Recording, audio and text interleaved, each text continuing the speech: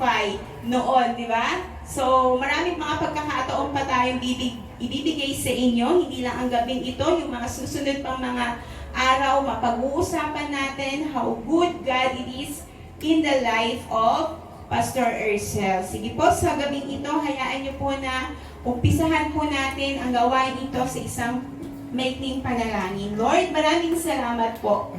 Truly, Lord God, na ang pagkakataong ito ay hindi aksidente. Lahat ng bagay pinaplano mo. At alam mo kung kailan kami ipinanganak at alam mo din kung kailan mo kami pauuwiin dyan sa iyong kaharian. Thank you so much, Lord God, dahil ang pagkakataong ito, kung sa tingin namin bilang tao ay nakakalungkot. Pero sa kabila nito, Panginoon, mayroon kang magandang plano sa bawat isa.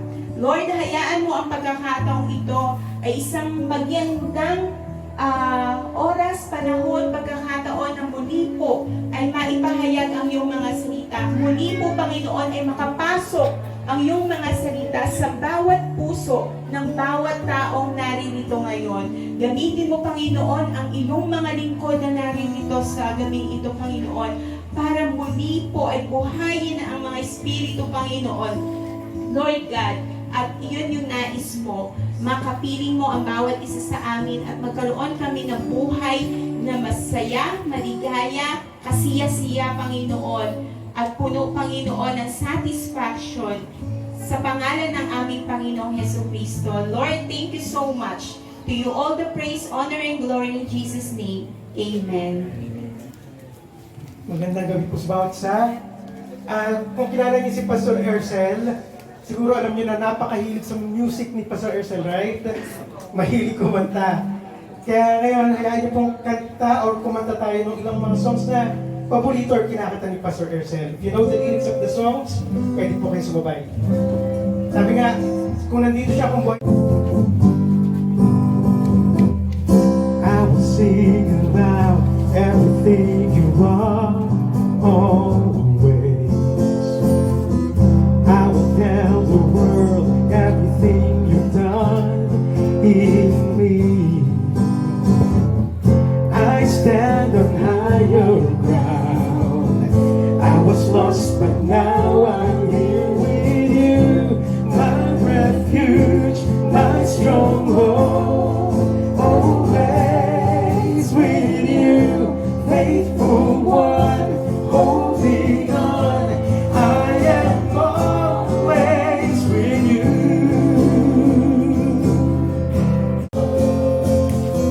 Love reaches me, I am in awe of you. I stand on higher ground. I was lost, but now I'm here with you. My refuge, my stronghold, always with you. Faithful one, holding on. I am always with you. My refuge, my stronghold, always with you. Faithful one, holding on. I am always with you. I stand on higher ground. I was lost, but now I'm here with you. My refuge, my stronghold, always with you. Faithful one, holding on. I am always with you. My refuge, my stronghold, always with you. Faithful one, holding on. I am always with you. Always with you. Always with you. Always with you. Yan. Manatili nga po tayo sa presence ng Panginoon. Let's continue to sing of His goodness and of His love. And I know that the Lord is here. I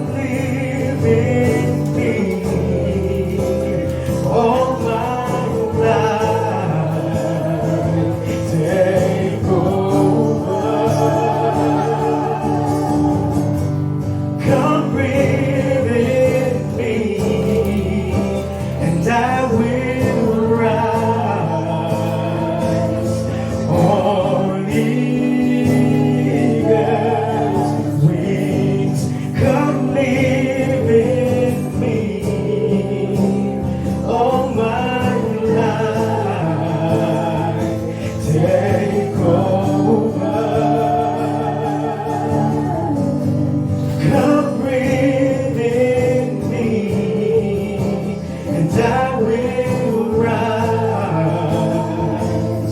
on eagle's wings.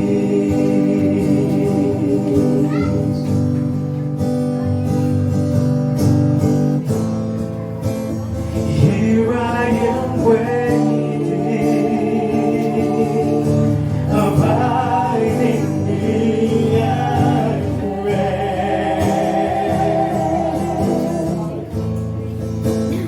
Here I am longing for you,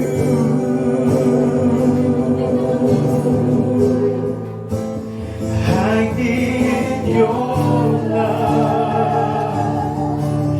Bring me to my knees,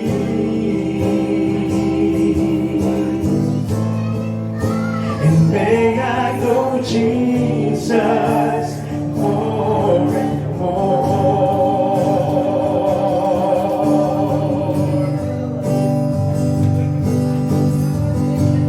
Come live in me all my life.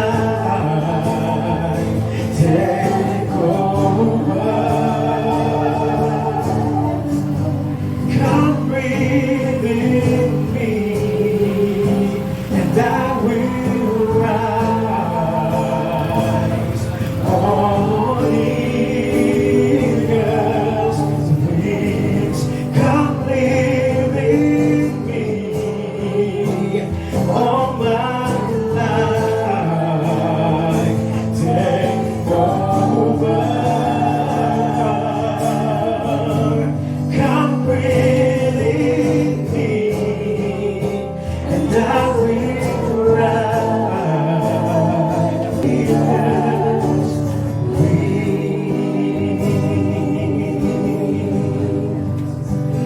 Here I am waiting, abiding me, I pray.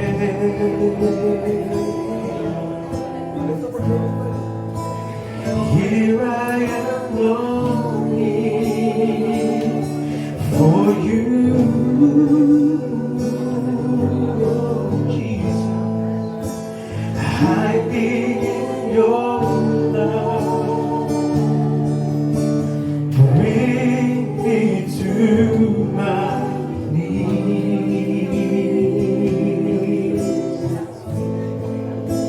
and may I know Jesus more and more. Amen. Sapagkat natitiyak kong walang makapaghihiwalay sa atin sa kanyang pag-ibig, kahit ang kamatayan o ang buhay, ang mga anghel o ang mga pamunuan at mga kapangyarihan, ang kasalukuyan, ang hinaharap, ang kataasan o kanaliman o alinmang nilalang ay hindi makapaghihiwalay sa atin sa pag-ibig ng Diyos na ipinagkaloob sa atin sa pamamagitan ni Kristo Jesus na ating Panginoon.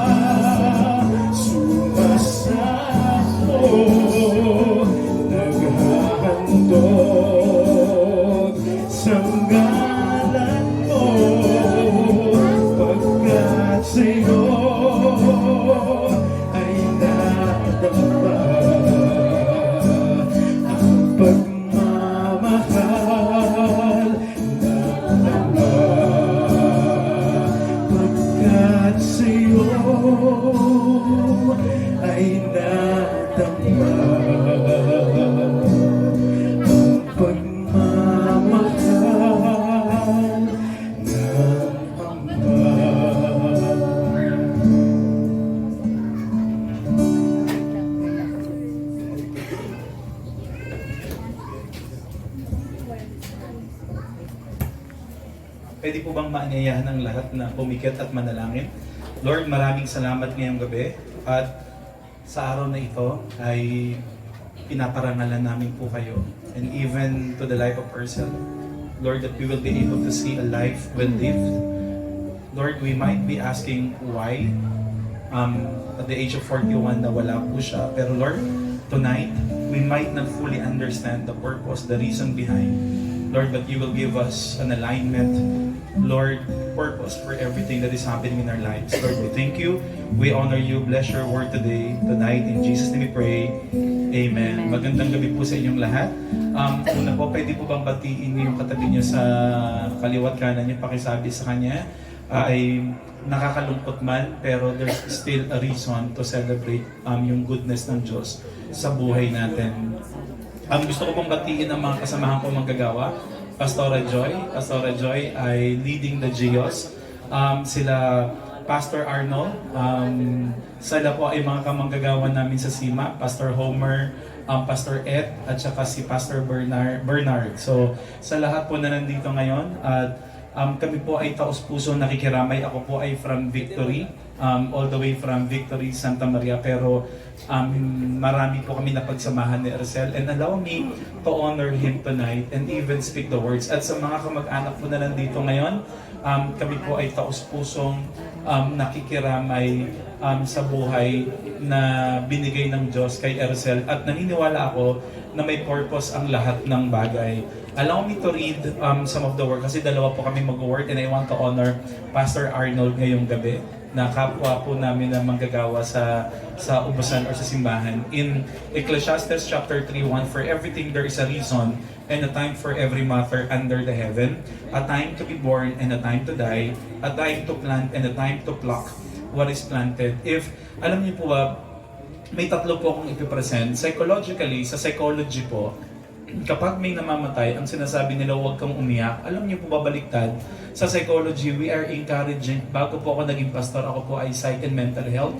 So, nagka-counseling po kami, and usually po kapag may namamatay, in contrary to what we do, ang kadalasan sinasabi natin ay huwag kang umiyak, huwag kang umiyak. Pero alam niyo po ba sa psychology, we encourage people to cry. Whenever we cry, ay kapag umiiyak po kayo, ay alam niyo po ba may nare-release sa inyo na emotion? Pangalawa, those tears is ating pong parangal din doon sa tao, kay Pastor Ercel, na nakasama natin sa buhay natin. Sabi ng isang psychologist, si Kebler-Ross, meron daw pong pinagdadaan ng 5 yung tao kapag namamatay, dabda ang tawag. Meron po ba ritong nasa psychology? Yung dabda po ay D-A-B-D-A, kaya dabda. Una, denial. Magkakaroon ng denial. Hindi, buhay pa siya. Lalo na siguro nung Monday, nung narinig ninyo, buhay pa si Kuya Ercel, buhay pa si Pastor Ercel, buhay pa si Tito Ercel, kung ano man po kung sino man si Pastor Ercel sa inyo. Kaya una po ay magkaka-denial. Tapos yung denial ay maglilid daw sa anger. Lord, bakit siya? May mas marami namang masama. Bakit siya yung kinuha ninyo? After noon ay magkakaroon daw ng bargaining, kaya dabda. Yung bargaining, Lord, sana man lang pinaabot yun ng 50, sana man lang pinaabot yun ng 60, para marami pa siyang nagawa, marami pang na-disciple, marami pang mga na-encourage. Lord, baka pwedeng kahit 6 months lang, baka pwede kahit 1 month lang. Pastor, dapat Lord, kahit sana after 1 week pa, nagkakaroon po talaga ng bargaining, sana kung ito lang sana. And after bargaining, ay nagkakaroon ng depression yung iba. Kaya ang binabantayan yung pang-apat na stage kasi hindi dapat tumagal sa state ng depression yung taong naiwanan. Yung depression po ay nakatahimik, nakatulala yung kamag-anak kasi lalong-lalo na po kapag breadwinner or tatay na nagtatrabaho kasi nakaka-apekto. And that depression, dapat maiksi lang yun, lalong-lalo na kapag naintindihan natin yung purpose ng death.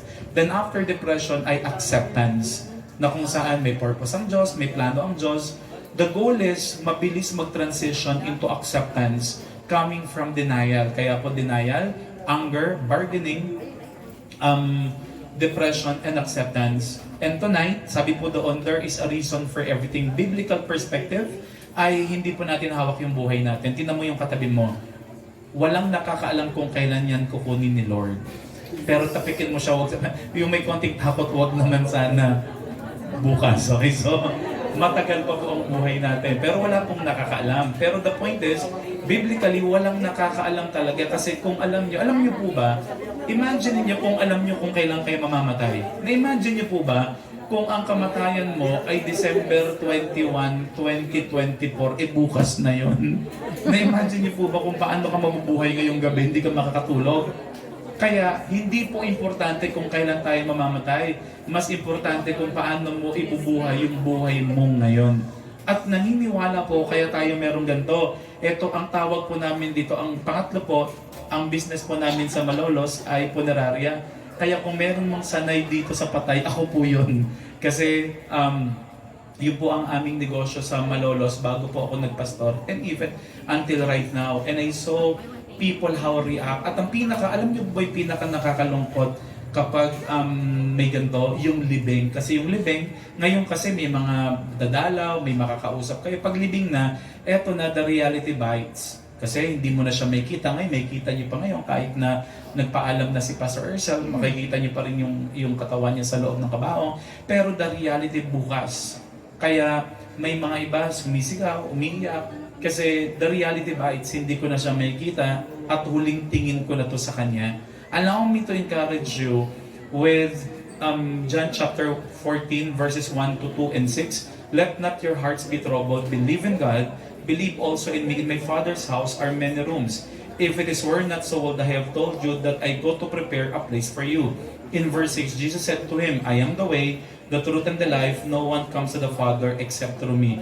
Allow me to share this for the next 5 minutes. May 3 piece po ako na gustong sabihin sa inyo. Pwede ba pakisabi sa katabi? 3 piece.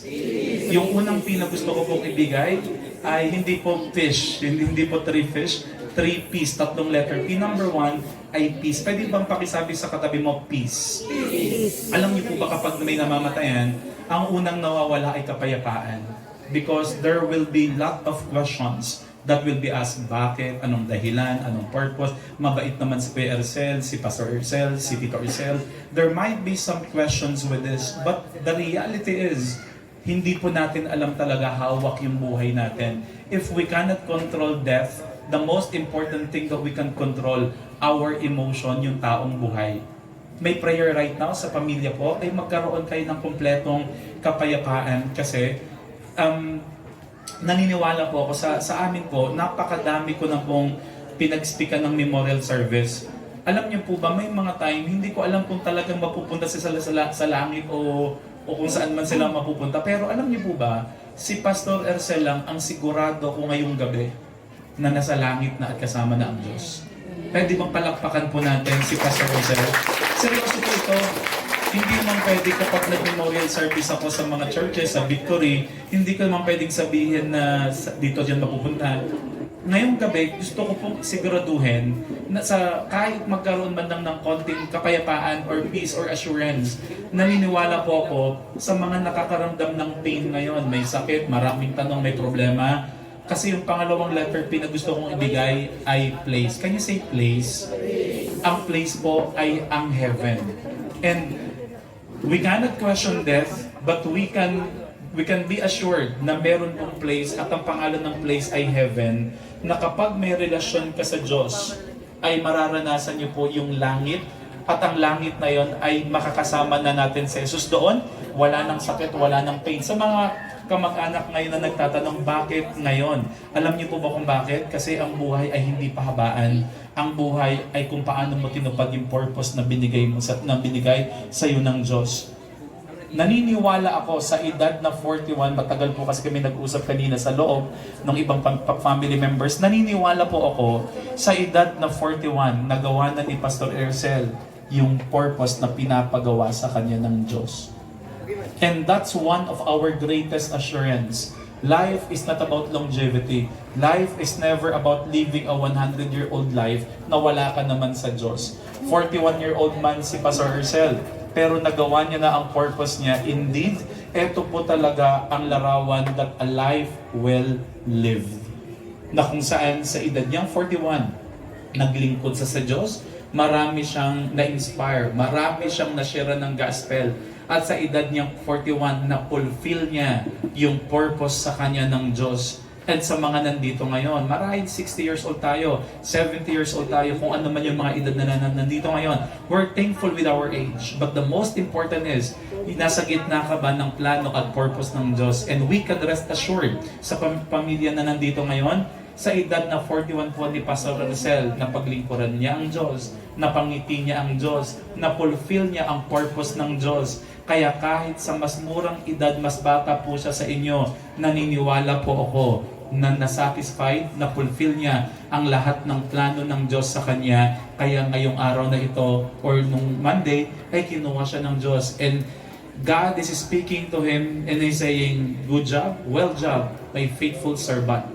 At pumasok ka na sa place na prepare ko. Ang pangalan ng place ay heaven. Pangatlo ay the power. In verse, kanina po sa verse 2, in my Father's house are many rooms. If it were not so, I have told you that I go to prepare a place for you. And in verse 6, Jesus said to him, I am the way, the truth, and the life. No one comes to the Father except through me. Una ay peace, kapayapaan. Pangalawa, place, lugar, and that's 7. Ang pangatlo po ay power ni Jesus Christ. Naniniwala po ako, ang buhay ni Pastor Ersel ay umikot sa kapangyarihan ni Jesus sa buhay niya. Kaya po, whenever he speaks about truth, about the gospel, about goodness. Kaya marami po dito na-encourage kayo, na-inspire kayo ni Pastor Ersel. Bakit? Yung pagkapangyarihan ni Jesus. The reality is, alam niyo po ba yung realidad? I have a good news to the family members. He already finished the race. He kept the faith. He finished the race. And now the question is, hindi po kay Pastor Ersel. Alam niyo po ba yung malaking tanong ngayon sa lahat na nandito ngayon? Kapag dumating yung nangyari kay Pastor Ersel nung Monday, na kung saan bigla siyang kinuha ng Diyos, how prepared are you tonight? Because that leaves a question to everyone. Because if Pastor Ersel already finished the race, nasa langit na siya kasama ang Diyos. Ang tanong ngayon sa lahat na nandito ngayon, what if lang naman nangyari ito sa buhay natin? Biglaan, kasi wala pong nakakaalam kung kailan tayo kukunin ng Diyos. Ang tanong, how prepared you are? Kaya kung meron mang dapat i-honor ngayon, walang iba kung hindi si Pastor Ersel. He was prepared, I believe. A day before, he attended the church kasama yung family members. 2 weeks ago, nag-preach po siya sa Gios. And last month, I also preached, na-invite po ako ni Pastora Joy sa Gios.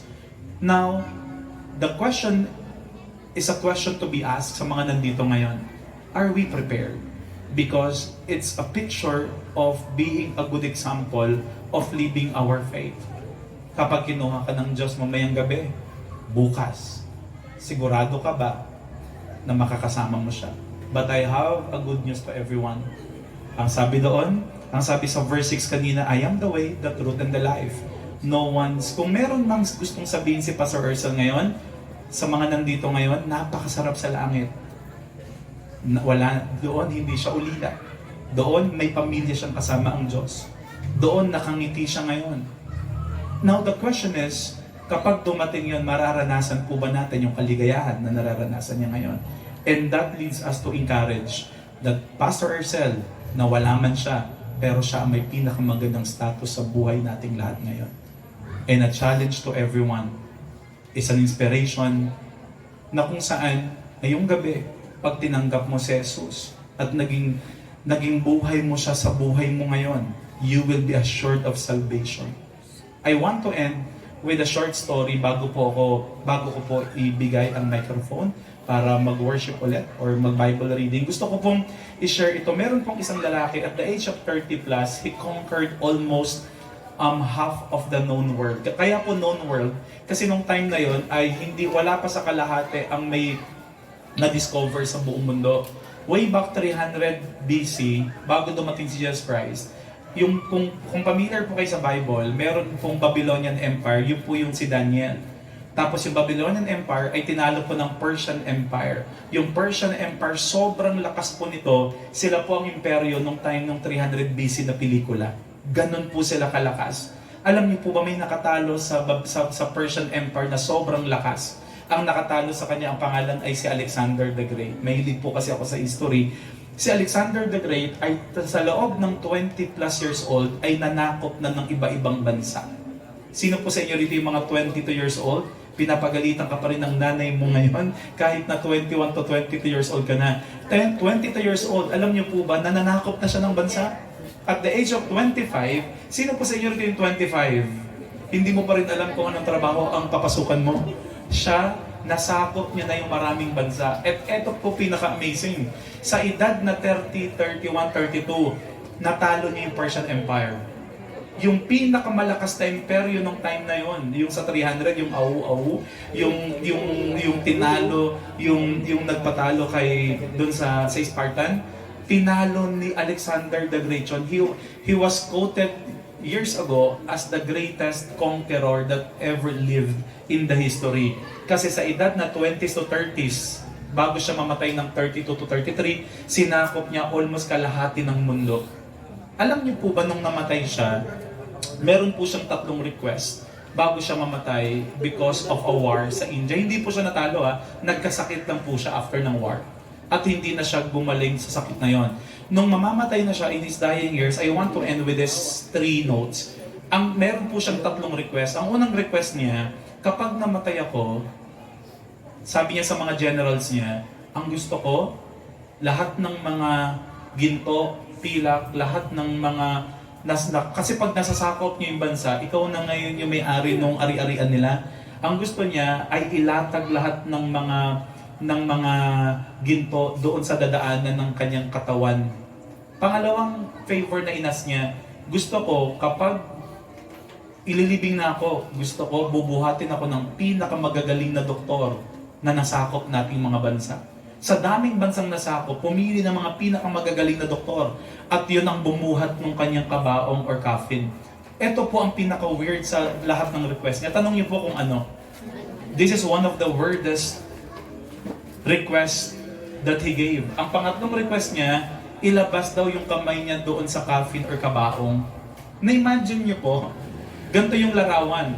Binubuhat siya ng mga doktor, lahat ng mga ginto ay naka-spread habang dinadaan yung katawan niya, tapos yung kamay niya ay nakalabas doon sa kabaong. Nagtanong yung mga generals niya, anong dahilan?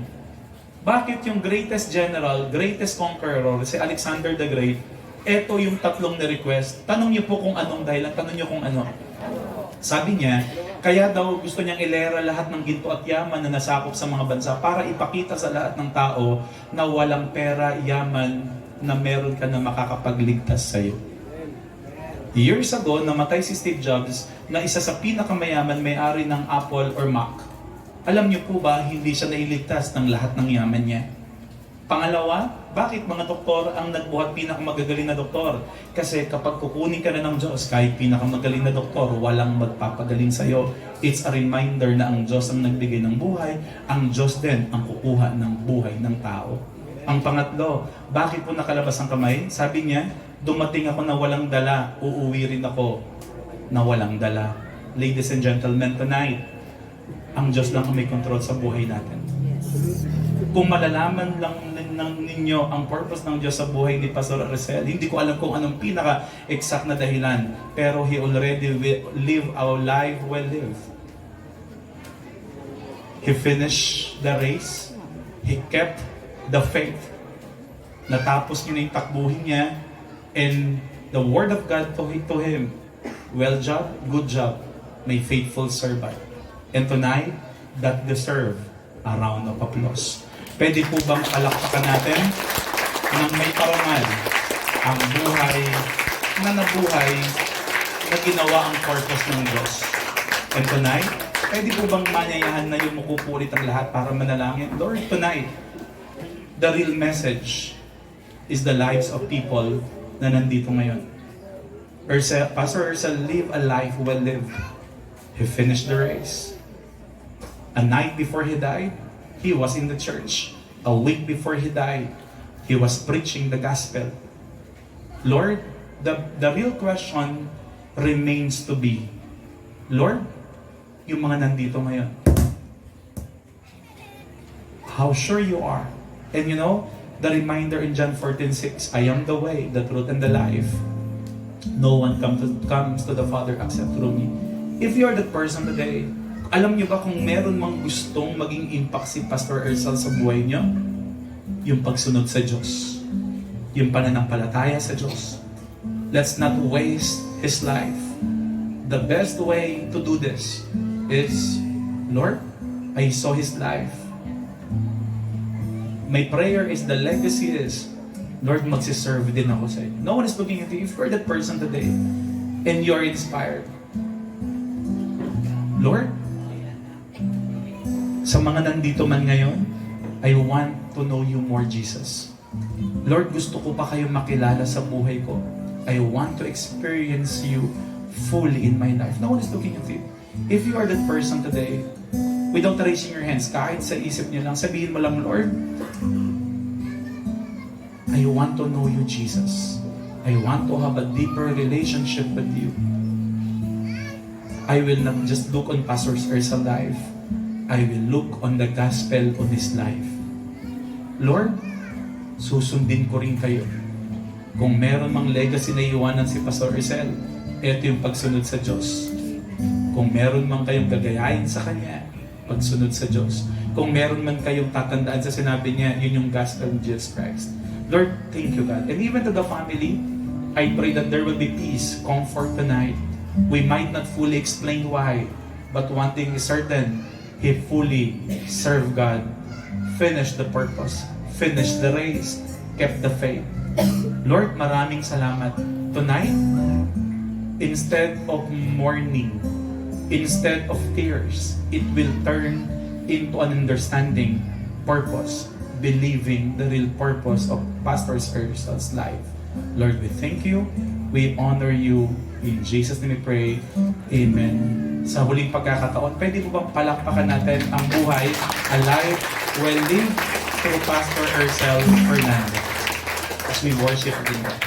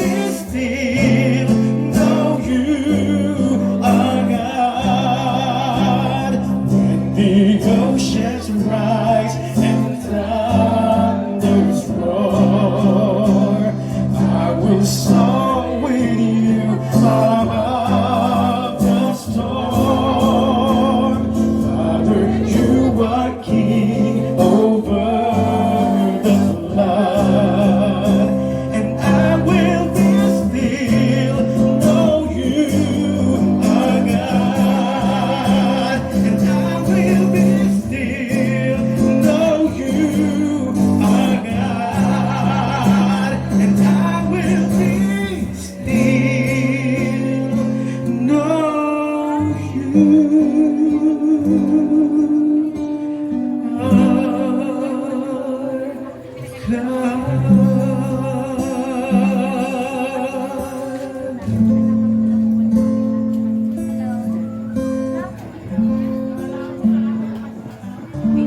1 verse 21. Sapagkat para sa akin, ang buhay ay para kay Kristo at ang kamatayan ay pakinabang.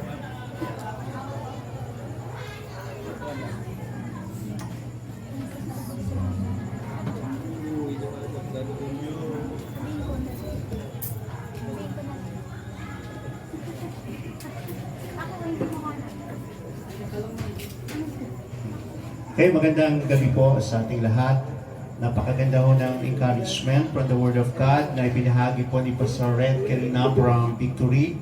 Kanina lang po kami nagkakilala. Pero isa po pala yung ministerial from Bulacan, no? Yung CBMAP. Anyway, magandang gabi po muli sa ating lahat. Salamat po sa pribileyo na makapag-share din po. Huwag ko kayong mag-alala, maiksi din po akong mag-share.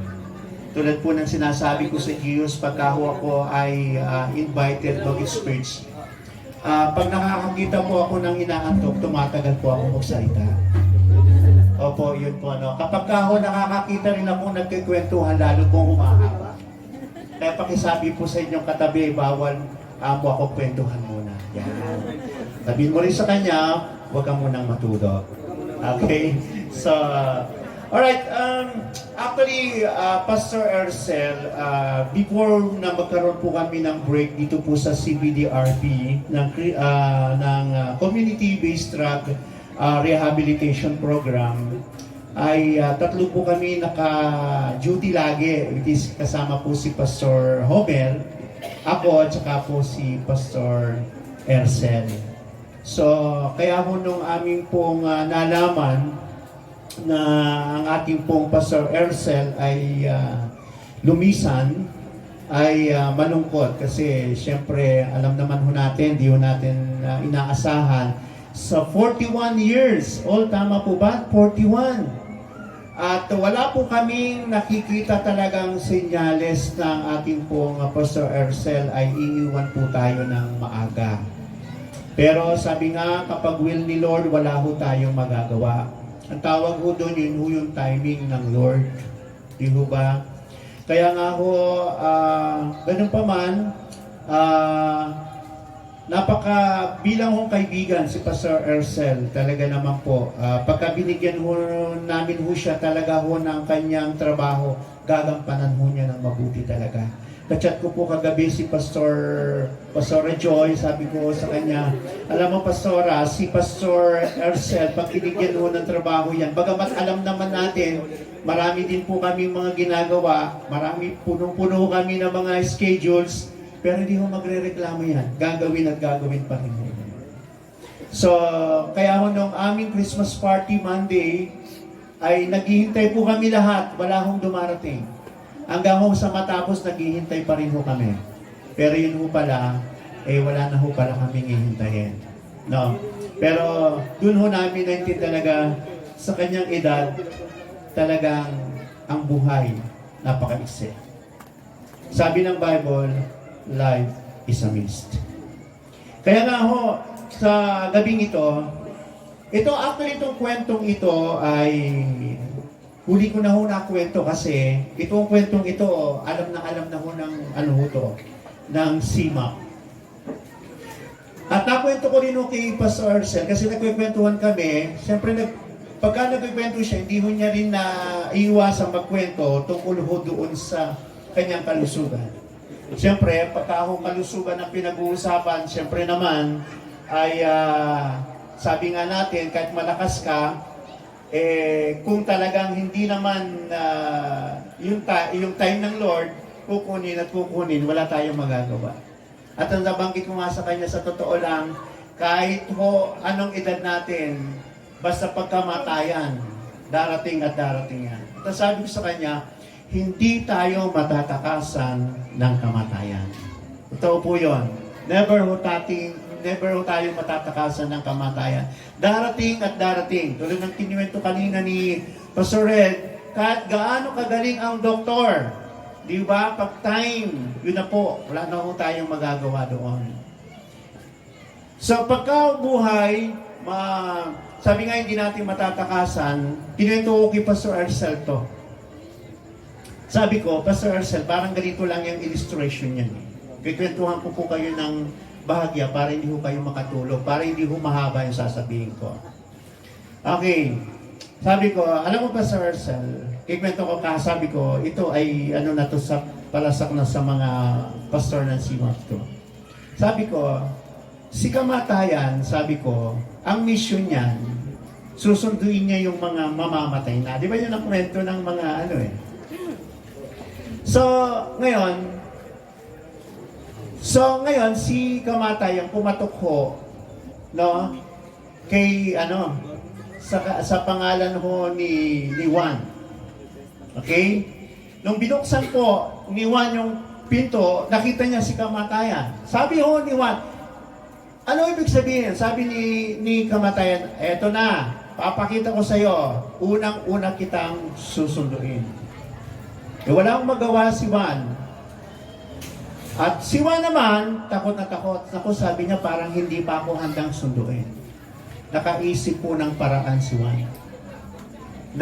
Nagtimpla ho ng kape. Linagyan ho na ng pampatulog yung kape. At pinainom ho niya kay kamatayan. Nung ininom ho ni kamatayan, si kamatayan ho'y nakatulog. Okay? Nakatulog. Nung natutulog ho, si kamatayan, kinuha ho niya yung dala niyang libro. Nung tiningnan niya, ay naku, sabi niya, oo nga, yung aking pangalan ang unang-una pala nakalagay. Ang ginawa ho ni Juan ganito, pinura ho niya yung pangalan sa unang-una. Inilagay ho niya sa pinakahuli. Hinagay ho niya sa pinakahuli. O di ngayon, nagising ho si kamatayan. Siyempre kahit paano, siya. Dahil sa dami ng mission ho na, na ginagawa niya. Sabi niya, nakatulog ako. Hindi niya alam, binigay niya ng pagkatulog. Ngayon, ang sabi ng kamatayan, dahil sa ginawa mo yan, dahil nakapag-rest ako, papaboran kita. Medyo, sabi ni Juan, sabi niya, papaboran kita. Sige, sabi niya, ang gagawin ko, hindi na kita uunahin. Hindi na yung pinakauna. Ang unahin ko yung pinakahuli. Ganon din ho pala. Ganon din ho pala, Yun po ang ibig sabihin na ang buhay, hindi ho tayo matatakasan ng kamatayan kahit anong gawin natin. Malakas na ngayon, bukas hindi natin alam. Sa 41 years old ni Pastor Ersen, hindi ho namin inaasahan. Di ba? So, doon ho natin nakita at doon natin makikita, life is a mist. Parang hamog. Parang usok. Sabi ho ng salita ho ng Diyos. Sa Santiago chapter 4 verse 13 to 17, ang sabi ho niya dito, pakinggan ninyo ito. Kayo nagsasabi, ngayon o bukas ay pupunta kami sa ganito at gayong bayan at isang taon kami titigil doon, mangangalakal at kikita ng malaki. Hindi ninyo alam kung ano ang mangyayari sa inyo sa araw ng bukas. Tinan po na, sabi ni James, sapagkat ang buhay ninyo'y parang aso. Sandaling lumilitaw at pagdakay nawawala. Ito ang dapat ninyong sabihin. Kung loloobin ng Panginoon at mabubuhay pa kami, gagawin namin ito o iyon. Ngunit kayo'y nagmamalaki at nagpapalalo, masama yan. Ang nakakaalam ng mabuti na dapat niyang gawin, ngunit hindi ito ginagawa, ay nagkakasala. So pag-uusapan natin, life is a mist. The distance between today and tomorrow can be sooner. Napaka-iksi. Di ba? Marami ho sa mga tao, sa totoo lang, hindi na ho nila nakikita ang bukas. Di ba? Napakadali po kasing lumipas ang maghapon, kung tutuusin. Di ba? Kanina lang, kagigising mo lang, ngayong gabi na. No? Tapos yung bukas, ang lapit. Pero sa ibang tao, hindi na dumarating yung bukas, kaya nagwawakas na lang po yung kanilang buhay. Di ba? Ganun ho nangyayari. Kaya ayon po sa binasa natin, napakahalagang sulat. Sabi niya, because you are a mist. Dahil ako, ikaw, tayo pong lahat, ay sa lamang hong ambon. Isang usok. Napakadaling mawala, napakadaling maglaho, because you are a mist. Ganyan o ang buhay. No? Sabi nga o ng sinasabi o dito, no? Na magpaplano tayo. Di ba? So, makikita mo natin, pupunta ako doon, ito yung gagawin ko. Pero sabi niya, huwag kayong magsalita ng ganyan. Yun ang binabanggit ni Santiago. Sapagkat hindi nyo alam kung sasapitin pa kayo ng bukas sa panahon. Di ba? Ang dami nating pinaplano, ano nangyayari? Wala mong nangyayari. Hindi natin alam. Pupunta kami sa ganitong malayo, hindi mo natin alam. Hindi ba? Ang plano mo pupunta ng Boracay. Sino na nakapunta ng Boracay dito? Wala pa. Di ba? Hindi mo nakarating. Hindi na kompleto yung Boracay. Ang nangyari lang ay yung huling salita sa Boracay, yung ay. Bakit ay? Magugulat ka na hindi nakarating kasi namatay na ay, patay na pala. Ganyan ang buhay. Ang bilis, di ba? Kaya kaya makikita natin isa lang ho tayong ambon, no? Kaya nga kung titingnan po natin isang pagkakamali ng tao na kung paano marami sa mga tao hindi ho nagagawa yung dapat gawin. So, kaya yung plano nasisira. Kung ano na lang yung haharapin, tuloy-tuloy na lang mo siya doon. Diba? So, yun ang po nangyayari. No? Naiiba ho yung ihip ng hangin, naiiba ho yung kalagayan ng tao, naiiba yung kanyang kalusugan, naiiba yung katayuan sa lipunan, naiiba yung pananalapi. Di ba? So, sa isang iglap, maaring magbago ang lahat. Kasi minsan nakala ho ng tao, wala nang pagbabago. Kayang-kaya na ho iplano ang lahat ng bagay. Kaya hindi ho totoo na that the strong will remain strong. Diba? Hindi lahat ng pagkakataon mananatili yung lakas. Diba? Sa mga mahilig sa basketball, hanggang kwento na lang, alaala na lang yung kasikatan ni Jordan sa inyo sa panahon ngayon. Hindi na siya makakapaglaro yung dati ho niyang ginagawa. Di ba? So that hindi totoo that the strong will remain strong. Isang boksingero natalo sa kanyang edad, wala na ho talaga siya. Nung kanyang kapanahunan, pinababagsak ko yung malalaki sa kanya. Pero ngayon hindi na. Actually, natalo pa nga. So hindi ho ganon. Nagbabago ho talaga. No? So, kaya nga makikita natin, minsan may mga tao naman, no, sabi nila, so ituloy lang natin yung buhay, kahit walang plano, basta prosperous ka. Pero ang isang punto na talagang totoong-totoo, maaaring biglang magbago ang kalagayan ng buhay ng tao. Naalala ko po yung nung ako'y nag-aaral, meron o kaming subject dun sa Florante at Laura. Sino yung mga pamilyar dito sa mga estudyante? Subject nyo pa ba ngayon yun? Hindi na? Oo. Meron ako naalala, sinulat ko na hindi ko makalimutan. Ang sabi niya, ay bago sa mundo'y bawat kisap matay, ang tao'y mayroong sukat ipagdusa. So ano ibig sabihin? In the twinkle of eye, maaring may ipagdusa ang isang tao, tragedies can happen, illnesses can strike, yung sinasabi nilang fortune can change. Magbabago po lahat yan eh. Pero tandaan po natin, para po tayong hamog na nandun sa dahon ng halaman na bago sumikat, yung unang init ng araw, nag-evaporate na ho yung hamog na dun. Nawawala na ho agad. Ganyan ang buhay ng tao. No? Nawala na, natunaw na yung hamog. Inaalin tulad dito sa isang usok na sa pag-ihip ng hangin, biglang mawala na, no? Na para lang isang wisik ng tubig na sa sandaling nandun pagkatapos mawawala at naglalaho na. Di ba? Binigyan mo ng diin. Earthly life is transitory and momentary. At ang buhay na kahit puno ng takbuhin, minsan umiiksi. Taplanuhin mo, tatakbo ko ng malayo, di mo rin alam kung maaabutan mo pa rin. No? Di ba kung matatapos mo pa rin yun? No? Kaya ho sa makita natin, kung mabuhay tayo ng 70 years, that's already a full life. Actually, no? Mabuhay ka ng 80, 90, that's a full. Pero ganun pa man, mas maiksi compare doon sa eternity. Amen po ba? Ang sabi ni Pastor Red kanina, may place na inihanda si Lord. Ano yung place na yon? Heaven. Tama ho ba? Heaven. Yun po yun. Kaya kahit po maiksi ang buhay, di ba? Kailangan meron pa rin po tayong gawin. Eh, ang mahirap po nito, maiksi na ang buhay, baka lalo pa hong umiksi. Di ba?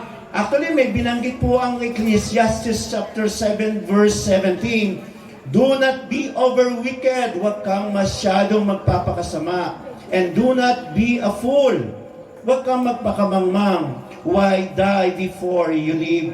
Baka mamatay ka na wala sa panahon. Di ba? Nang ibig sabihin po nito, no? So yung binabasa po natin, wag ho tayong masyadong nagmamalabis. Wag ho tayong sumosobra sapagkat baka sa buhay natin, no, yung maiksi ay lalo pang umiksi. Dahil sa ating pagkakamali, dahil sa ating kapabayaan. No? Parang sinasabi na meron talagang nakatakda ang tao. Siyempre, depende naman ho yun sa performance natin na pwede naman ho itong umiksi pa. Di ho ba? So, kaya nga ho, dito ho, kung wise po tayo, it is impossible for you to extend your life to the fullest. Posible po yan. No? Life is to be full kapag iniingatan po natin siya. Mga kasama, tungkulin po ng isang nilalang ang buhay niya ay paliwigin. Okay? Tungkulin na pahabain, hindi paiksiin. Ang sabi ho ng Awit chapter 90 verse 10, buhay namin umaabot ng 70 singkad. Minsan naman, sabi ko dahil, umaabot ng 80 kung malakas.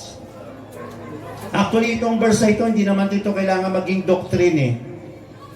Na ang tao ay dapat mabuhay ng 70 years. Pero ang observation ng mga mag-aaral, at nasulat nga dito na kumpletong buhay na kung aalagaan ay pagpapalain ng Diyos in 70 years. Pag sumobra, salamat dahil may bonus. Amen po ba? Amen. Ito ho yung kahit hindi Pasko, ito yung may bonus. Amen po ba? Sumagot ng amen yung may bonus dito. Amen. Ayan. Kasi nagpapasko eh. Di ba? Sa buhay, pwede pero pala. Bonus. So kung umabot ka ng 70, salamat. Punong-puno na yung buhay mo. Sabi nga, kung 80, so keep way to strength. Salamat sa Panginoon. Lalo pa kung siguro kung nag-iingat ka pa sa iyong kinakain. Di ho ba? No? Kaya makikita ho natin sa buhay. No? Kung pinag-iingatan natin, pwede pa ho. Pero tandaan po natin, na meron pong buhay na susunod pa sa atin. Ito ay ang buhay na walang hanggan. Alam mo ba? Ang buhay na walang hanggan. Kaya ano po ang sinasabi ng talata ko kanina? James chapter 1, yung Santiago 4:15, ito ang dapat na ninyong sabihin. Kung loloobin ng Panginoon, ay mabubuhay pa kami at gagawin namin iyon. So ano po tinuturo dito? Tingnan po yung verse. Doon po sa verse na binanggit natin, isinama niya na po si Lord. Ano po ba? Isinama na po ang Panginoon. So, ibig sabihin, hindi po natin hawak ang bukas.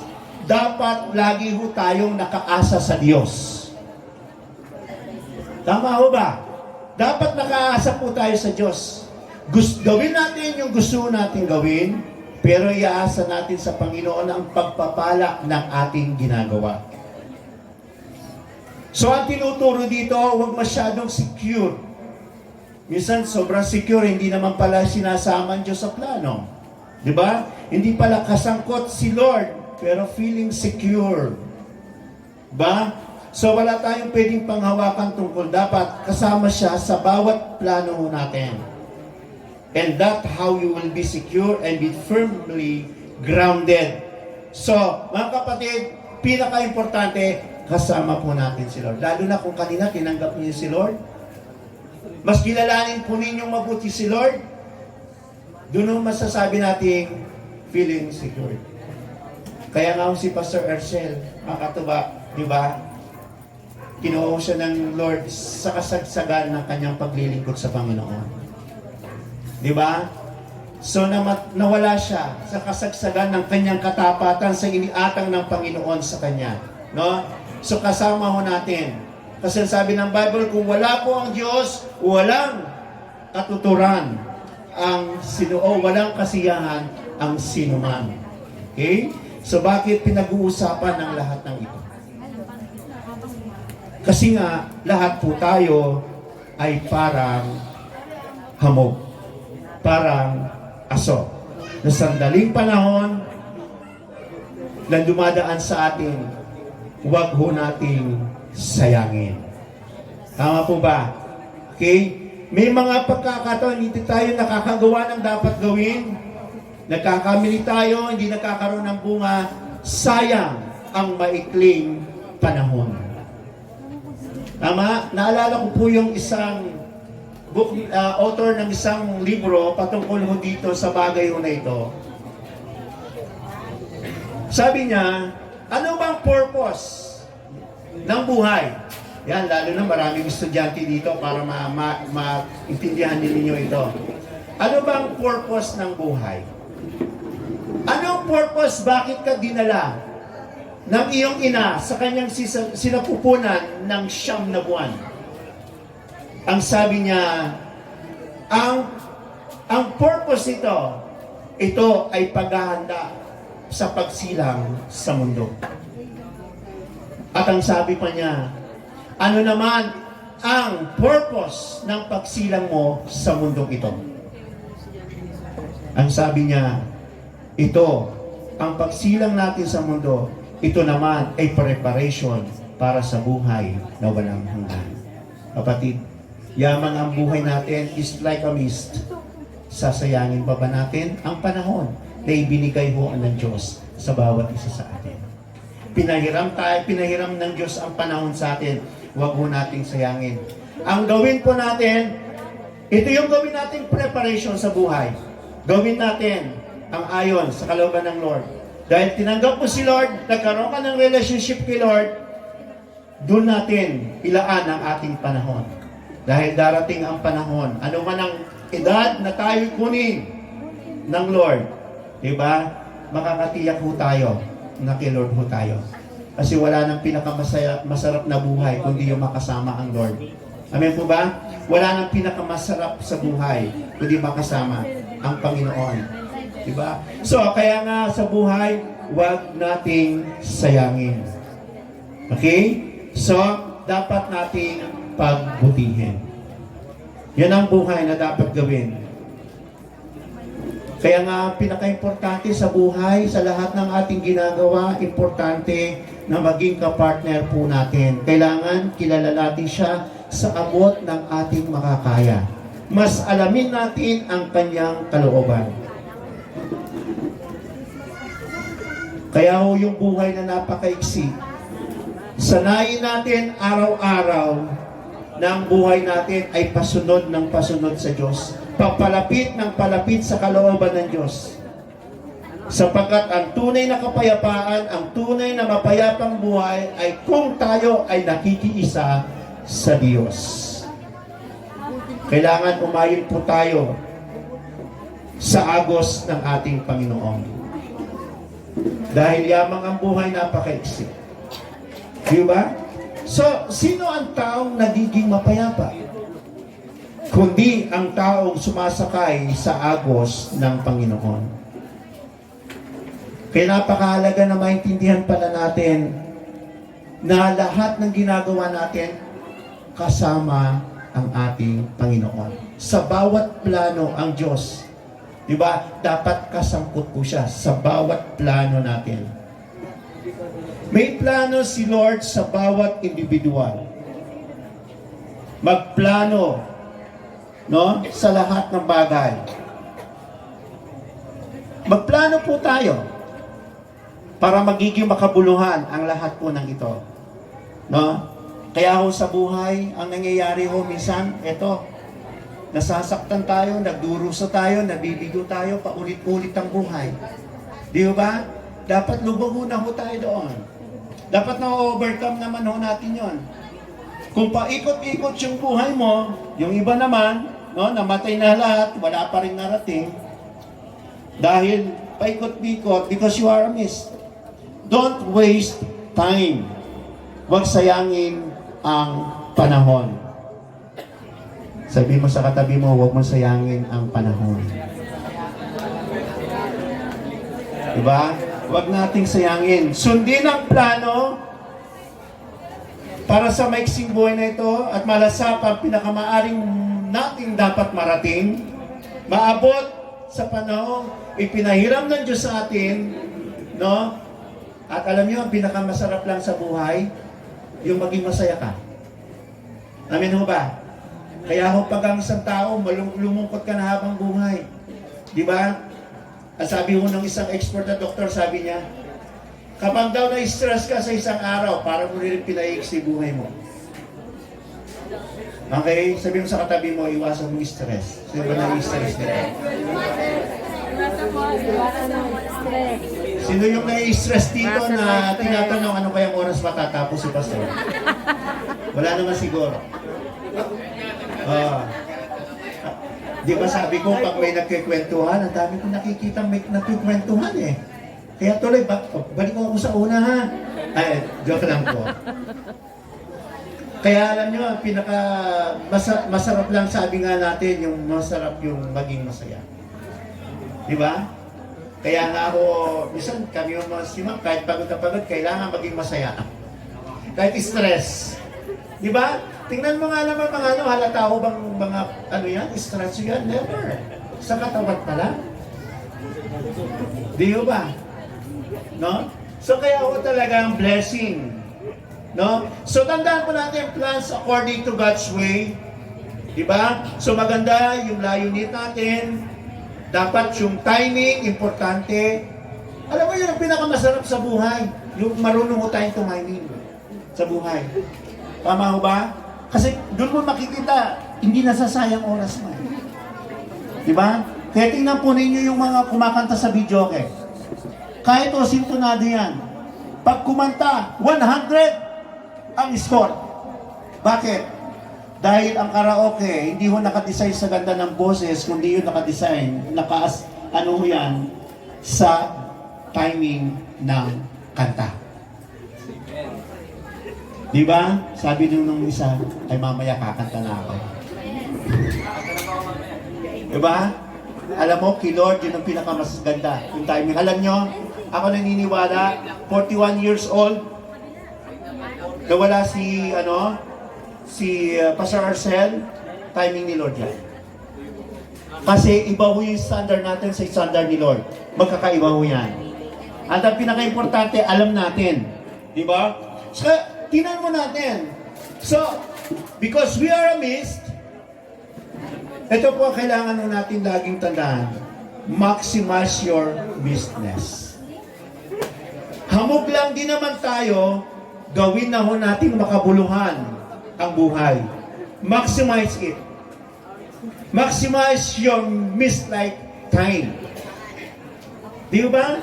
So anong gagawin natin? Gawin na natin na makakapagbigay ng karangalan ng kaluwalhatian sa ating Panginoon. Tandaan po natin, hindi sa pagbilang ng taon, kundi paano natin bibigyan ng katuturan ang buhay. Di ba? Sino yung nangangarap dito? Gusto ko ay umabot ng 200 years.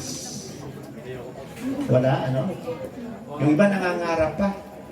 Tinanong ko po nga yung bakit yan ang edad na gusto mo?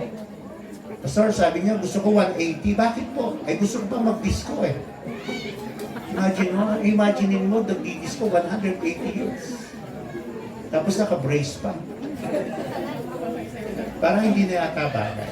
Kaya alam nyo, hindi ho natin, sabi ko nga din, alam nyo, minsan, di ba yung pangarap natin, mga kabataan, yung pangarap natin, will ni Lord na maabot natin yan eh. Mangangarap ka, maabot mo yun. Magpaplano ka, maabot mo yun. Di ba? Ipapaalam ng Diyos din yan eh. Pero alam nyo, ang isang bagay na hindi papaalam ng Diyos sa inyo, alam nyo kung ano, yung haba ng buhay ninyo. Di ba?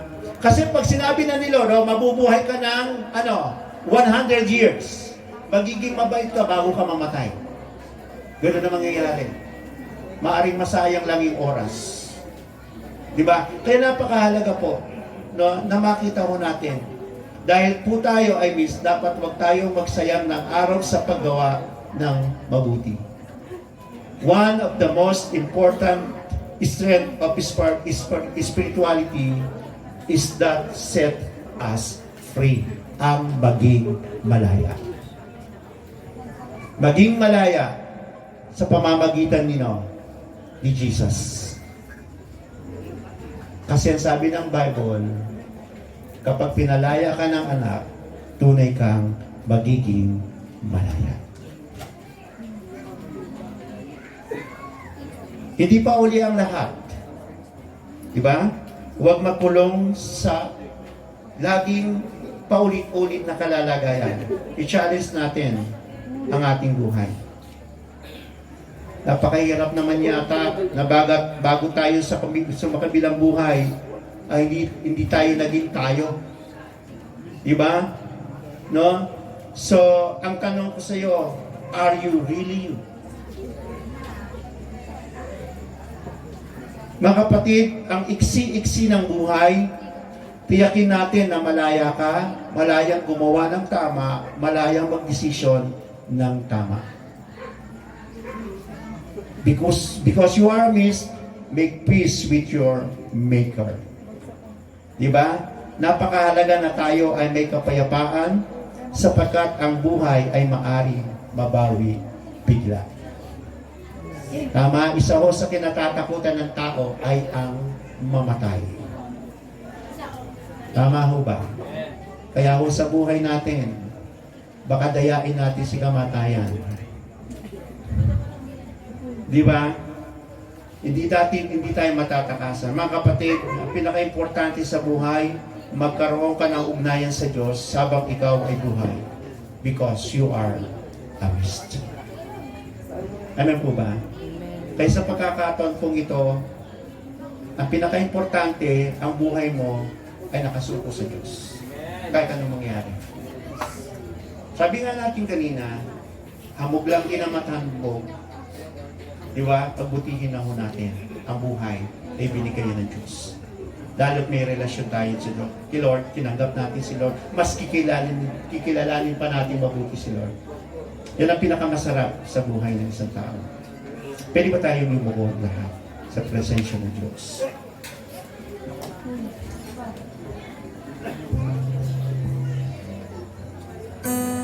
Kanina, na-share po yung promise, yung place,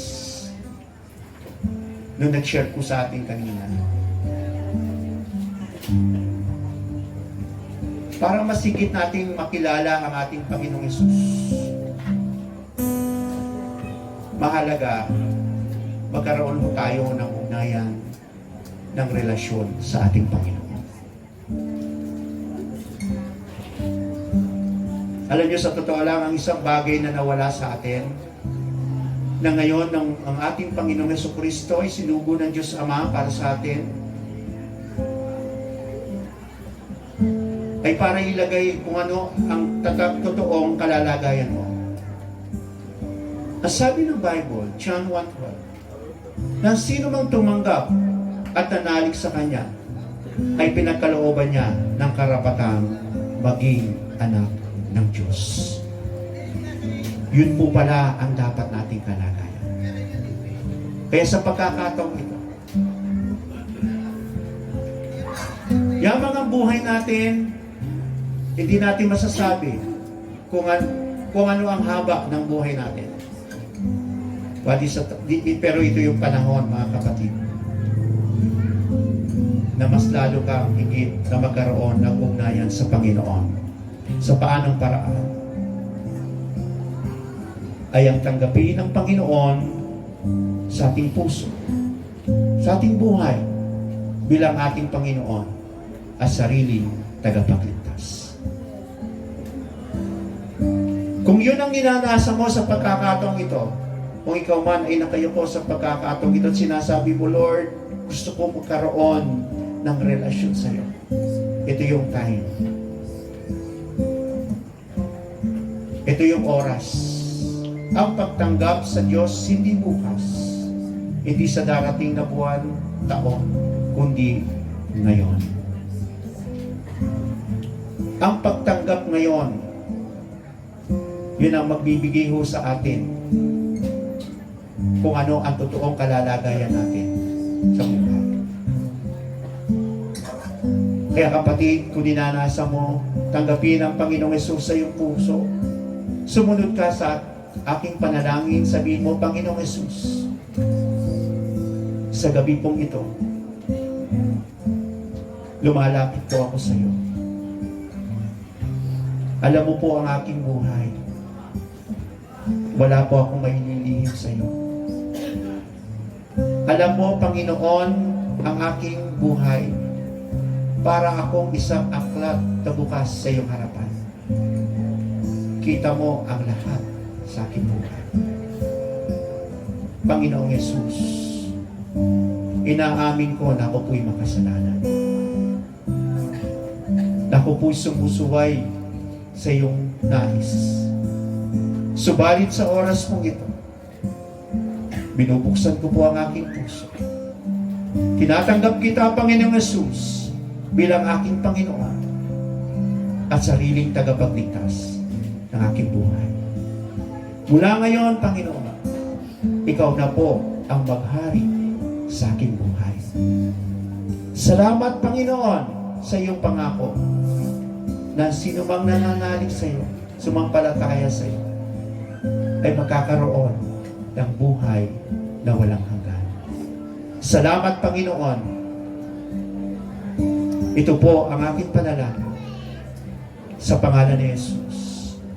Amen. Ako na lamang po magpe-pray. Father God, maraming salamat po sa bawat isa.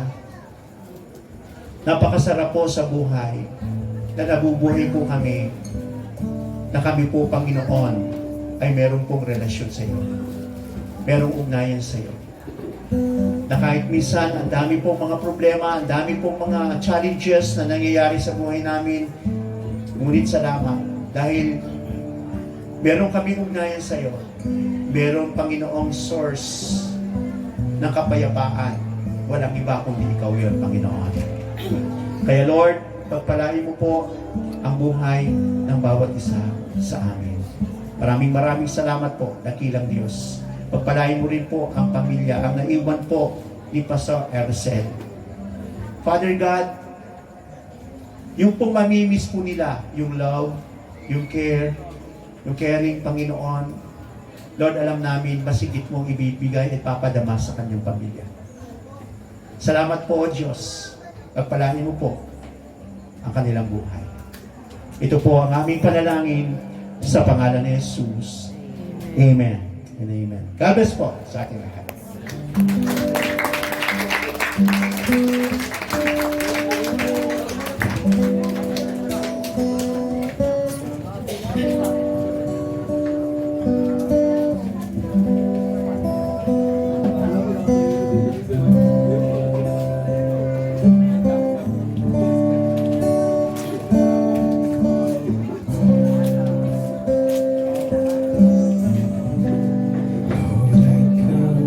To you.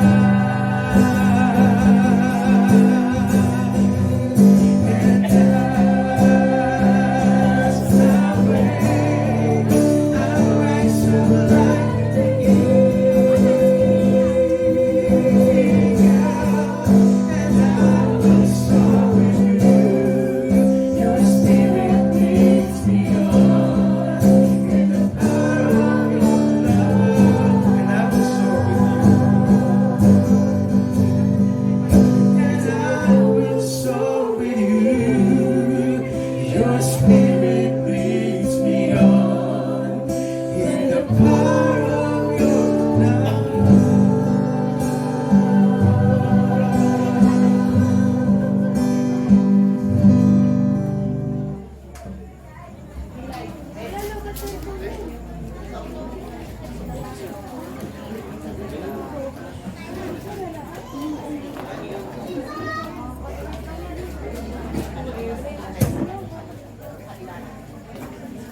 Okay.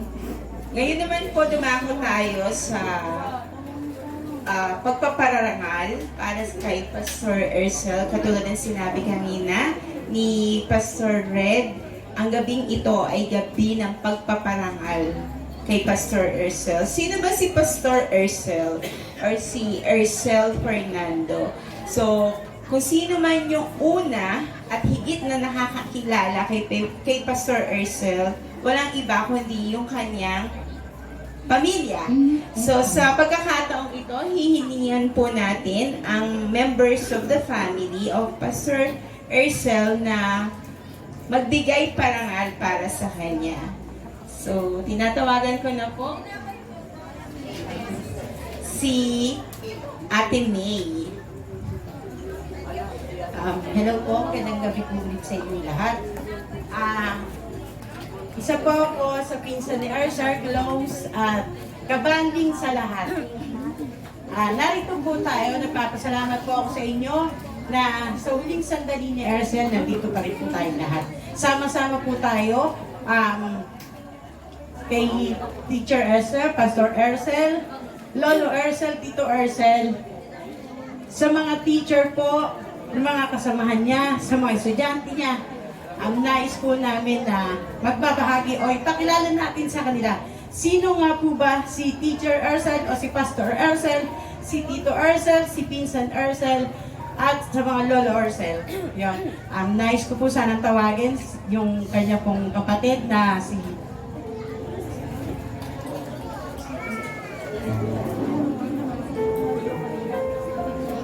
Nais ko po sana ipakilala sa inyo ang kanyang kapatid na si Apple.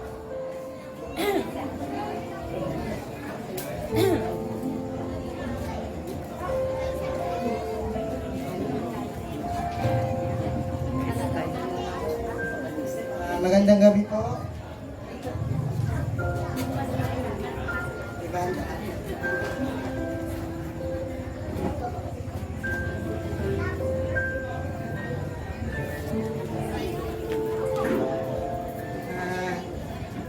Magandang gabi po sa lahat.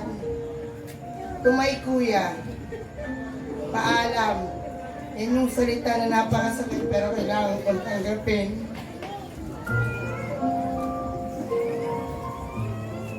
Ercel, yan yung pangalan na maging inspirasyon ko para magsimula ulit sa masakot na kahapon. Mahal na mahal kita kuya. Wala lang kuya na mambubuli sa akin. Pag naiinis ako, mas lalo kang natutuwa. Pag naasar na ako, wala nang kakanta ng sandalan.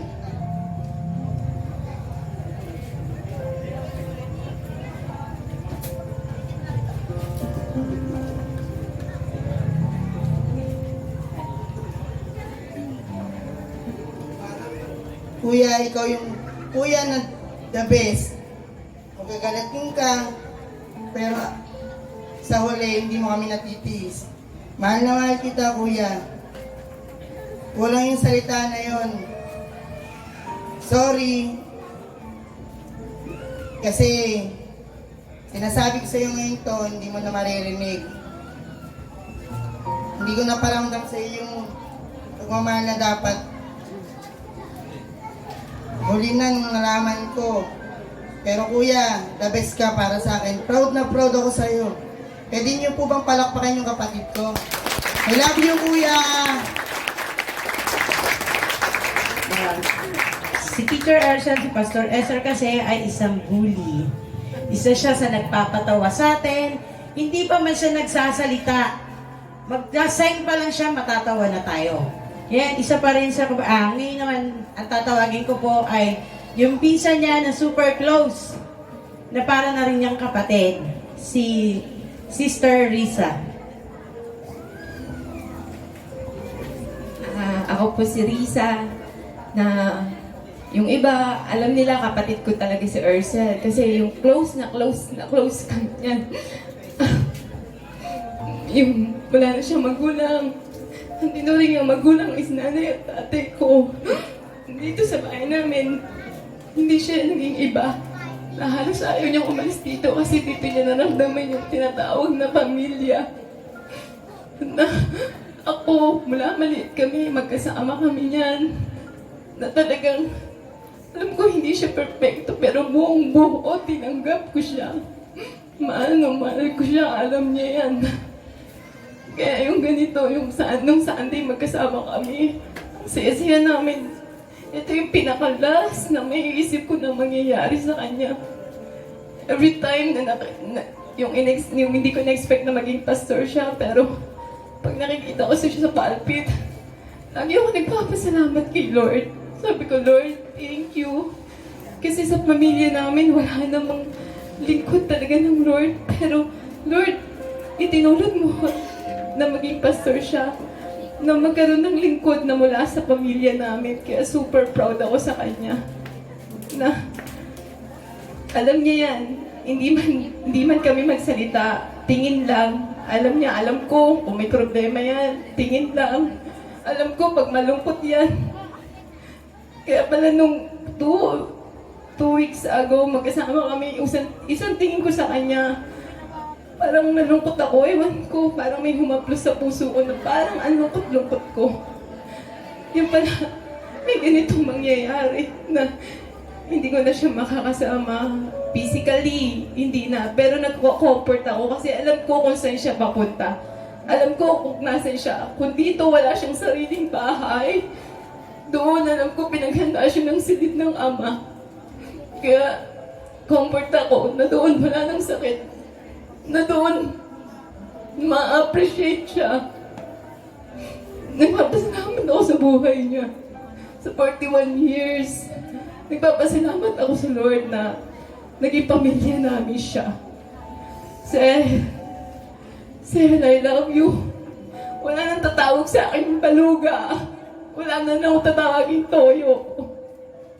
Mahal na mahal kita. Ikaw yung parang bunso namin. I love you, Sel. Ayan. Ayan po, ganun natin kamahal si Pastor Ursel. Ngayon po, ibabahagi din natin. Actually, si Pastor Ursel, ang sabi niya sa akin nung Saturday sa chat, ako daw magsisindi ng ilaw ngayong Christmas. Pero maling ilaw pala ay sinindihan niya. Sabi niya rin sa akin, masaya ang Pasko kasi may ilaw kang sisindihan. At ang sabi niya pa sa akin, mas masaya ka kung titignan ka sa salamin na habang tutugtog yung pamasko na sisindi ang ilaw. Yun pala, siya pala yung magsisindi ng ilaw ngayon at siya rin yung titignan sa salamin. Na hindi ko naman akalain na yung sinasabi niya sa akin na yung kortina, hihingi niya ako kay Rekrek. Kung sa hindi po nakakakilala kay Rekrek, si Rekrek po ay puninarya. Kaya po yung pinost ko po, baka po hindi nyo pa naalam na si Rekrek. Yung Rekrek po sabi niya, kay Rekrek namimigay daw po ng mga kortina. Sabi niya sa akin, niya, gusto mo ba Ate May, ihingi kita kay Rekrek ng kortinang puti. Sabi niya po sa akin, sabi ko, ayoko ng puti, gusto ko blue. Kasi po, yun yung favorite color ko. Sabi niya, ilaw, gusto mo din ba ng ilaw? Sabi ko, ayoko ng ilaw. Hindi, kailangan mo ng ilaw. Yun po yung sabi niya sa akin. Tapos eto pala yung Paskong ibibigay niya sa amin. Pero sobrang pagmamahal namin sa kanya, kapatid, pinsan, lahat. Sorry, Ursel, sorry. Si Ursel, bago siya mawala ng Sunday, sinabihan niya ako na, sabi niya sa akin, kasi ang tawagan po namin ng mga bata pa kami, sorry po sa mga pastors, sa mga kanina po, banding lang namin na tawagan, bakla. Sorry, Ursula. Sabi niya sa akin, Ate May, pag may ibang tawag mo akong tatawagin bakla. Okay, sige, sabi ko. Pero nung Saturday ng gabi, tinatawag ko siya bakla, di niya ako nililingon. Pero nung sabi niya, alam ko, Ate May, ikaw yung tumatawag sa akin noon dahil isang demonyo lang ang tumatawag sa akin ng bakla, kundi ikaw, sabi niya sa akin. Tawanan lang kami ng tawanan. Tapos, yung pala, eto na. So, eto na ulit. Para wag masyado na kayo naiiyak sa akin. Eto rin, isa sila na sa nagmamahal at isa rin sa nabubuli na pinsan namin, si Jenny. Ayan, di ba? Kala nila seryoso na hindi ko sila tatawagin. Sabi sa akin kasi na Ersa, tawagin kita. Sabihin daw sa'yo kung paano siya bulihin.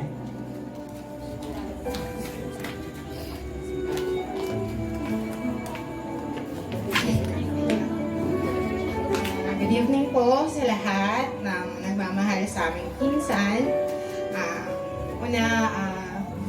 Sobrang overwhelmed po na makita na ganito karami yung nagmamahal sa kanya. Siya po kasi yung tagapagbigay ng saya sa amin. Joker, bully. Siya yung tipong mang-aasar, pero iko-comfort ka. Sa aming magpipinsan, hard kaming magbulihan, pero walang napipikon. Yan nga yung sabi ni Ate May mga kanya-kanya kaming bansag na sabi niya, wag mo akong tatawagin ganito. One time, natawag ko siya sa harap yata ng mga estudyante niya. Sabi niya, tingnan mo, paano ba ako igagalang? Sabi ko, hindi ko naman sinasadya. Hindi mo naman sinabi, estudyante mo yung nandyan sa gilid. Pero tawanan lang. Kasi hindi na po yun mawawala nga sa amin. Pero ngayon, yung maramdaman namin na itong Pasko na to, every January 1, reunion namin, siya yung bangka. Siya yung magpapalaro, siya yung gagawa ng mga kalokohan para mapagod kami, para tumawa kami. Pero ngayon, parang ang pangit na nagsasalita ako na siya. Nandun. Parang ang hirap-hirap kong tanggapin. Pero, siguro po tapos na yung mission niya. Nagawa niya na yung mga gusto niya. Naabot niya na. Tulad ang sabi ni Ate May,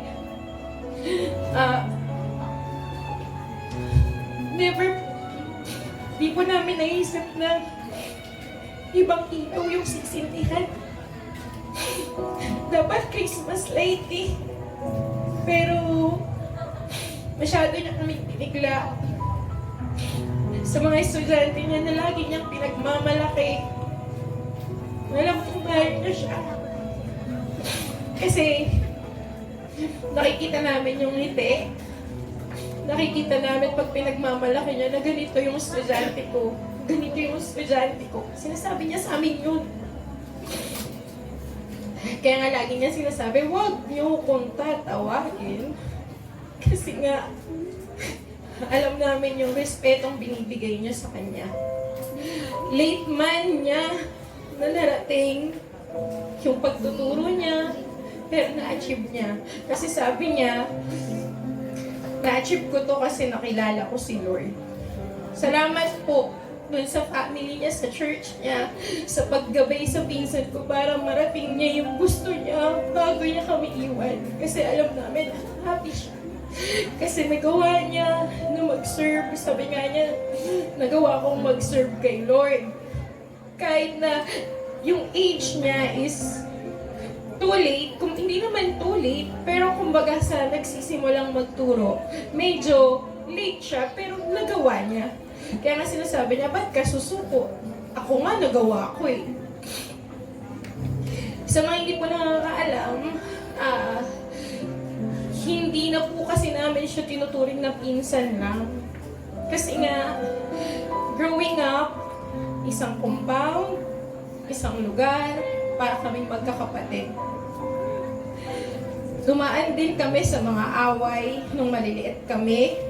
Nagsusumbong namin yung isa't isa sa parents namin. Pero nung lumalaki kami, yun pala yung magpapatatag sa aming magpipinsan. Na humarap kami sa mga away. Pero pagtanda pala namin, yung support pala na ibibigay namin sa isa't isa, solid. Alam mo yung kahit na may mali, hindi ka namin huhusgahan. Dito kami sa likod mo. Ganun din siya. Lalo na sa mga sa mga pamangkin niya, sa mga apo niya. Sobrang blessed ng mga bata na yun na nagkaroon sila ng Tito Ursel. Kasi, alam mo yung lagi siyang proud. Ibabrag niya talaga kung ano yung mga nararating ng mga pamangkin niya, ng mga apo niya, kung gaano kagaling. Kaya sa'yo, Sel, aga mo man kami iniwan, pero siguro nga, kailangan ka na ni Lord. Natapos na yung, na nagawa mo na yung dapat mong gawin dito. Pero, mahirap pero i-let go ka namin para nga yung sinasabi lang, no more pain, kesa mahirapan ka. Salamat sa lahat ng masasayang alaala. Mahal na mahal ka namin. At hindi namin pababayaan yung dalawang kapatid mo na nandito kami para sa kanila. Salamat po. Maraming salamat po. Ngayon naman po ay ating pakinggan ang mensahe ng kanyang pinagmamahal na tita, si Tita Tess. Tita Tess, mamaya ka na magsandok. Ay, eto pala siya. Ayan, pakinggan po natin ang kanyang mensahe sa kanyang pamangkin. Huwag ka munang umiyak. Sabihin mo.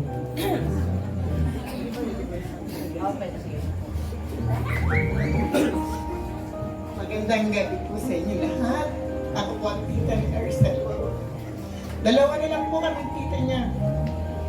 Pero mahal na mahal namin siya dahil napakabait niya. Nung naoperahan ako sa ospital, nag-chat siya sa akin. Sabi niya, tita, lakasan mo loob mo. Ipagpe-pray kita, mga karaos ka. Tapos, after nung ilang araw lang, nasa amin naman siya. Sabi niya, sa inaanak kong isa, sabi mo kay Tita Tess, pupunta tayo ng Bulacan. Sabi mo, pumunta kayo sa akin dito sa Bulacan. Pero sabihin mo kay Nina, kay Simona, huwag siyang uuwi kagad ng hapon. Pag pumunta siya ngayon, hindi siya uuwi ng hapon. Ilang araw siya rito. Sabi niya sa pamangkin ko, sa inanak ko, sabi ko, bakit ganun? Yun ang gusto niya, pagbigyan natin siya. Tapos, nagpahabol siya ng salita. Sabi niya, tingnan mo tong bahay ko, tingnan mo may gamit ako. Lahat ng ito, itiyo ko sa kapatid ko, kay Kone. Dito lang siya sa bahay.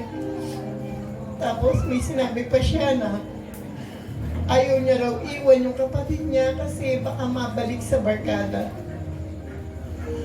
Hindi namin inisip yung lahat ng sinasabi niya. Hindi namin binigyan ng masamang kahulugan dahil napakalakas niya. Sinabi niya, pag hindi pumayag ang ninang Tessie mo, na hapon uuwi kayo, hindi siya papayag. Lahat ng stepin niyo, itatago ko. Hindi kayo uuwi, nakauwi kayong nakapaa. Sabi niya. Kaya ngayon sabi ko, lahat ng sinasabi niya sa amin, totoo pala. Pupunta kami rito at magbabakasyon kami. Nakapiling siya kahit ilang araw. Pero hindi namin in-expect na mangyayari yan dahil wala kaming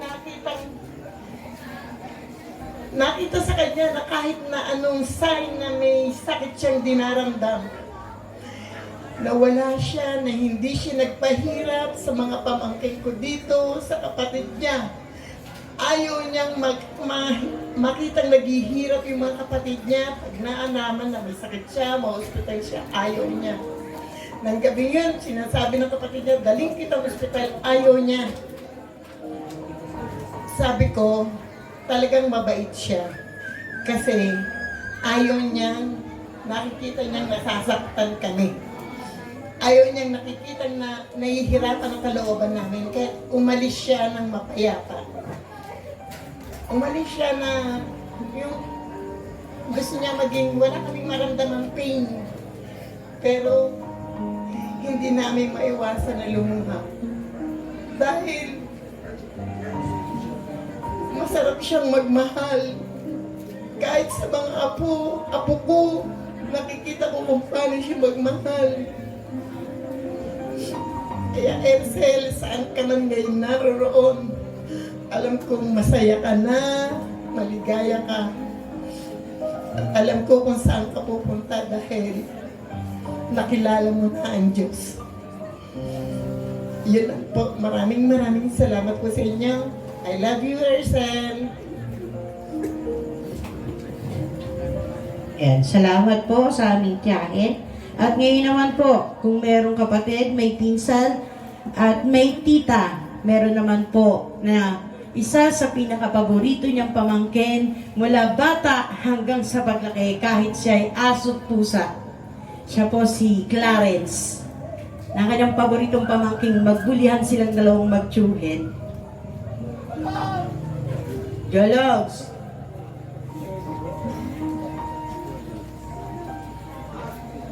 Jologs!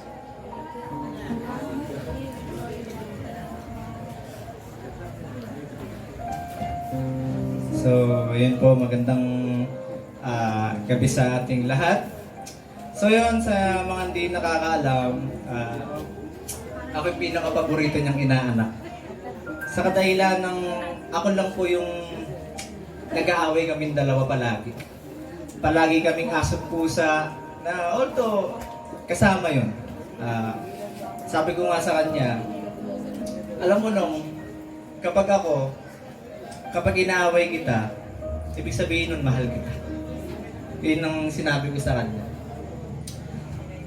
Then, hindi, yung nalaman ko na nawala si Ninong Ersel, that time, kakauwi ko lang galing trabaho, alas 12 ng madaling araw, tawag sa akin si Mami.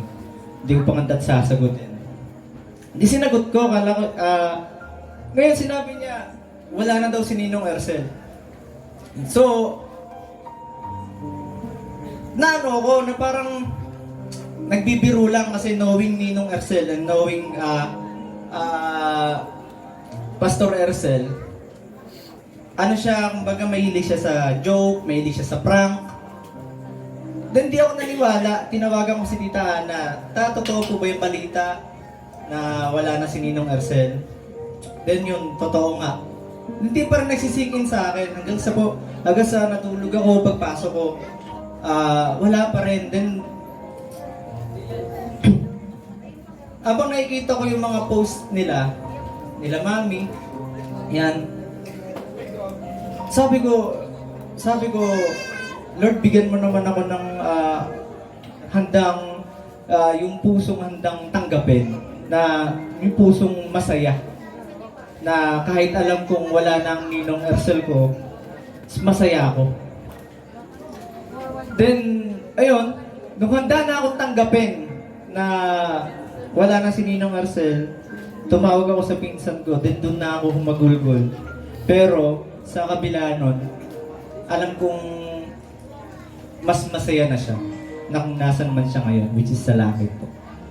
Di ba po? Sabi nga po, mas magandang pumunta sa bahay ng namatayan kaysa sa bahay ng may kaarawan. Kasi mas makikita po natin dito kung hanggang lahat po tayo dadaan dito. Di ba po? So yun,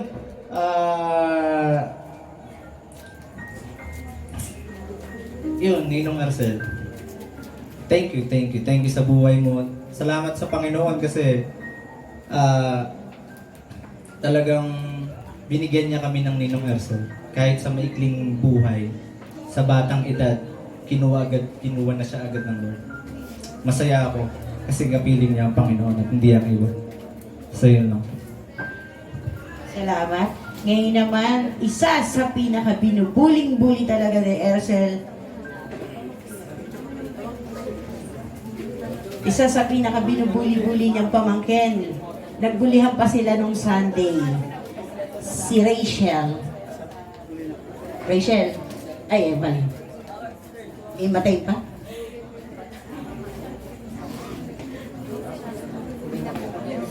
Magandang gabi po sa lahat.